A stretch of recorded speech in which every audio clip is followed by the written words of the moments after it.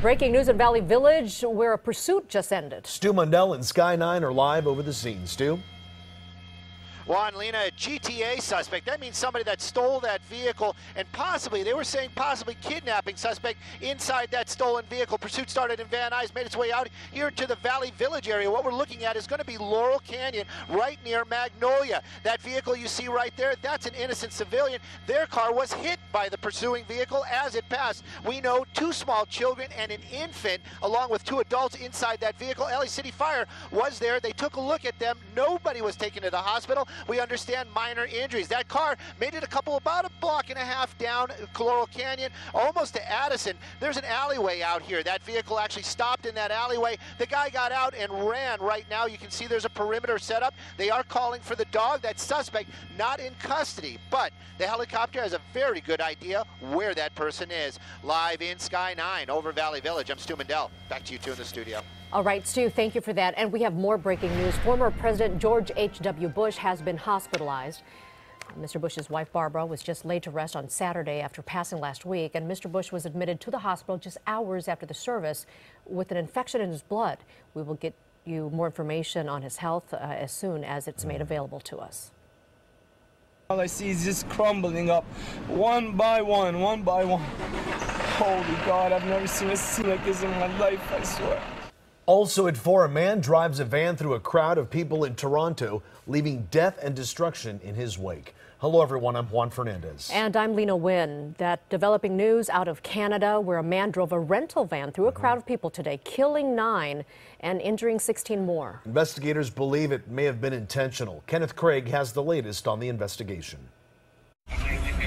Toronto police arrested the driver of a rental van after he apparently jumped a curb with his vehicle and struck several pedestrians on the sidewalk. We have 9 people that are dead, 16 that are injured. Witnesses say it appeared to be intentional. He's going 70, 80 clicks. He's just hitting people one by one, going down. Oh, man, it was like, it's a nightmare, man. This man ran into the street to stop traffic for one victim laying in the road. He was conscious, yeah. He couldn't move. His eyes were closed, but he hung in there. Surprising enough, yeah, he hung in there. So I hope he's going to be all right. The van continued for several blocks, and other drivers gave chase. There was a guy here that said he followed the van down, honking his horn, trying to warn people as much as he could. Police caught up with the van driver a little more than a mile from the scene. They have not yet released a motive. Kenneth Craig, KCAL9 News. Meanwhile, several people are recovering after an SUV hit them in downtown LA. The LAPD says around 2:30 this morning, the SUV ran onto the sidewalk at East Cesar Chavez Avenue and North Vignes. The driver crashed into a metal fencing and a sign. 5 people were hit, but only suffered minor injuries. Police took that driver into custody. Police tell us this does not appear to be a case of DUI. A woman is attacked on the streets of Beverly Hills, and detectives have a clear picture of the man they're looking for. KCAL9's Dave Lopez live outside the Beverly Hills Police Department with the security video that might help catch him. Dave? Well, detectives are certainly hoping so. That's why they released both the video and some still pictures, which you'll see in just a second. It's a very rare crime what happened here at 4 o'clock in the morning on Sunday. A woman walking by herself right near the Beverly Hilton Hotel is attacked. She was able to ward off the attacker. But again, both city and the hotel security cameras got a very good look at him. Here's what he looks like. Beverly Hills detectives say this is their suspect on a red bike, caught on security video moments before he assaulted a woman who was walking near the Beverly Hilton Hotel. Can you recall the last time there was some kind of assault like this? I can't recall off the top of my mind. Unusual and scary. It was just before 4 a.m., but it was still just off Wilshire Boulevard on the grounds of the Beverly Hilton Hotel. What's more surprising, that it happened or that it happened in Beverly Hills? That it happened in Beverly Hills. Detectives say this video shows their suspect pedaling away after the assault, headed toward Santa Monica Boulevard. Detectives also have the video which actually shows the woman being dragged away after the man gets off his bike, but detectives have chosen not to release that right now. Normally this section of Wilshire Boulevard, right down the street of Santa Monica, is very busy, a lot of cars, but not at 3:45 a.m. She told detectives right where I'm standing is where the man grabbed her and then dragged her down that long corridor known as Merv Griffin Way on the property of the Beverly Hilton Hotel. She was screaming and hollering and fighting him off. Eventually, she said, he must have gotten frustrated her words, because he let her go and he ran off. She told police she did not have a cell phone, so she ran for help, found someone who dialed 911. The woman, according to police, is now recovering at home. I mean, it can happen anywhere, and I don't know. The woman told police she was not a guest at the hotel, that she had spent some time at a restaurant and was walking to her home in West Hollywood. She told detectives the man rode up to her, started talking to her, she ignored him, and then she said suddenly, quote, "He grabbed me," and she fought him off. Detectives would not be specific about the injuries, only to say that she's recovering at home. And again, they want you to take a good look at that video. The red bike stands out. The man isn't very tall, about 5'5". He's on the loose, and they'd like your help. Back to you in the studio. Okay, Dave, thank you. The family of an unarmed black man killed by Barstow police officers are demanding to know why the officers haven't been publicly identified or charged. Deontay Yarber and his friends were in a Walmart parking lot on April 5th when officers opened fire. Detectives say the father of three backed into a patrol car and then hit another police car before the shooting. The attorney for Yarber's family wants the department to release the names of the officers involved, including one he says has a questionable history. If our sources are correct, Jimmy Alfred Walker was convicted for a hate crime in 2010, where he brutalized a black couple. He eventually was convicted on lesser crimes. We've reached out to the Barstow Police Department for their response to the attorney's demands. We have yet to hear back. The Coast Guard has suspended the search for a boater who disappeared off the coast of Newport Beach. He went out in a small boat yesterday. Well, the boat came back, but he wasn't in it. KCAL9's Joy Benedict tells us crews were out earlier today looking for the missing man.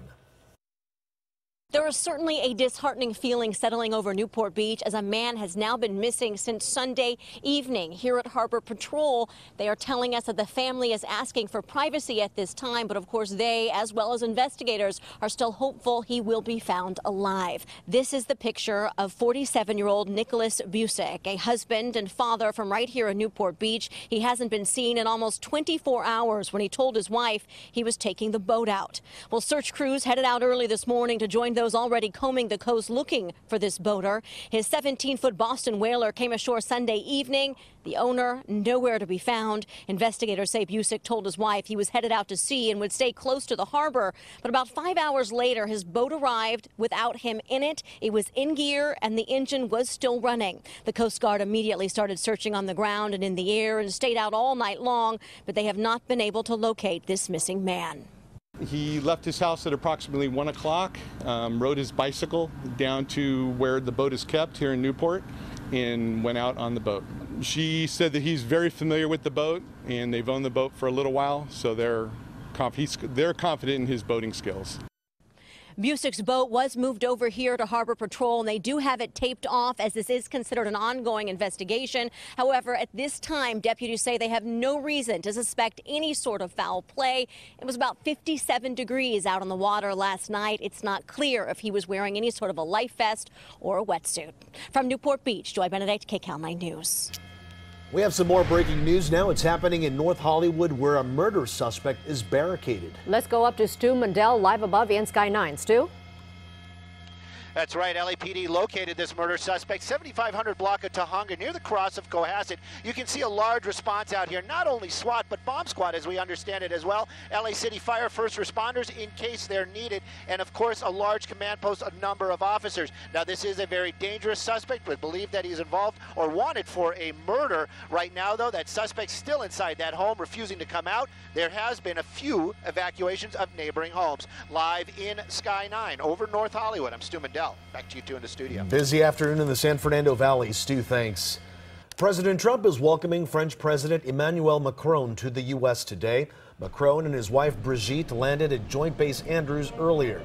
President Macron said he would like to discuss quite a few topics with President Trump, including global warming, the Paris Climate Accord, potential trade tariffs, and the Iran nuclear deal, which President Trump recently said he is considering pulling out of. Macron had warned the administration not to levy tariffs on France and other European countries as a deadline approaches next month. And during the state visit, we will have the opportunity to discuss a lot of bilateral issues and to discuss about our security, about trade, and a lot of multilateral issues very important for our countries and beyond our two countries. This is a great honor, and I think a very important state visit given the moment of our current environment. The French president and his wife are guests of honor at a state dinner tonight. First Lady Melania Trump spent the day making sure every detail was in place, from the flowers to the place settings to the food. The French president will end the evening with a visit to Washington's tomb. The White House is laying down terms for President Trump's upcoming meeting with North Korean leader Kim Jong-un. KCAL9's Mo Lengi has today's developments from the White House. The ultimate goal is denuclearization. They've already started making some steps that we feel are progress, but we certainly know we have a long way to go. White House Press Secretary Sarah Sanders clarified an earlier tweet from President Trump, who suggested North Korea had agreed to denuclearization when it had not. What does full denuclearization look like to this president? I would think it looks to this president like it would to every other person across the world. It means that North Korea doesn't have and isn't testing nuclear missiles. Pyongyang did agree to close its nuclear test site and suspend long-range ballistic missile tests as both sides negotiate a potential summit in May or June. But some Republicans say they are skeptical North Korea is ready to abandon nuclear weapons. It's an easily reversible decision. They made no announcement about their medium or short-range ballistic missiles. Great public relations effort by Kim Jong-un. Negotiations with North Korea coincide with a deadline to renew the 2015 Iran nuclear deal that President Trump has threatened to abandon.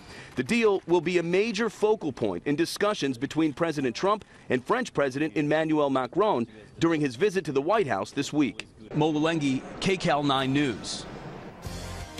Police have arrested the man suspected of killing 4 people at a Waffle House in Tennessee. Details on how he was caught next. Plus, a Colorado senator has a drastic proposal to prevent a possible teacher strike.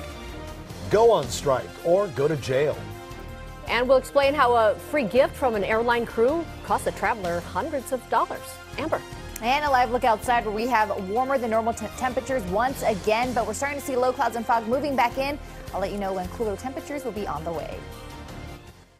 Already following CBS LA on Facebook? Follow these steps to make sure you continue to see our stories on your news feed. First, click on the triangle pointer in the top right corner of your Facebook page. Select News Feed Preferences. Then click Prioritize Who to See First and select CBS LA.